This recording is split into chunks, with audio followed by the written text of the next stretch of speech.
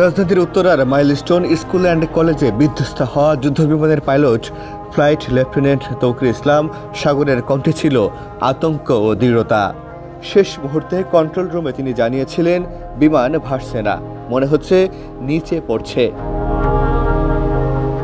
সোমবার দুপুর 1:15টার দিকে কর্মীটোলা পুরাতন বিমান ঘাঁটি থেকে F-7 যুদ্ধবিমান নিয়ে একক উড্ডয়নে উঠেছিলেন তৌকির ইসলাম। এটি ছিল তার প্রথম সোলো ফ্লাইট, যা পাইলট প্রশিক্ষণের সবচেয়ে জটিল ও চূড়ান্ত ধাপ।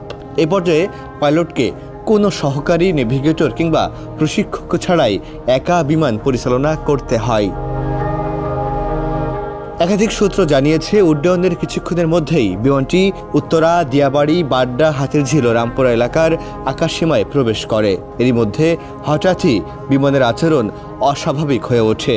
তখনই কন্ট্রোল রুমে তৌকির জানান, বিমান ভাসছে না, মনে হচ্ছে নিচে পড়ছে।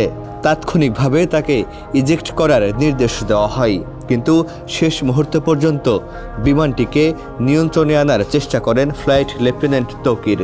তিনি সর্বোচ্চ গতিতে বিমানটি ঘাঁটিতে ফিরিয়ে আনতে চেয়েছিলেন, কিন্তু 1 মিনিটের মধ্যেই কন্ট্রোল রুমের সঙ্গে তার সব ধরনের যোগাযোগ বিচ্ছিন্ন হয়ে যায় এবং যুদ্ধবিমানটি মাইলস্টোন স্কুল ভবনের ওপর আছড়ে পড়ে।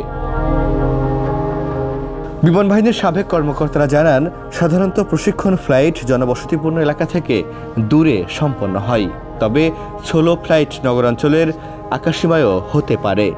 এ ধরনের ফ্লাইটের জন্য পাইলটকে হতে হয় অত্যন্ত দক্ষ ও প্রস্তুত।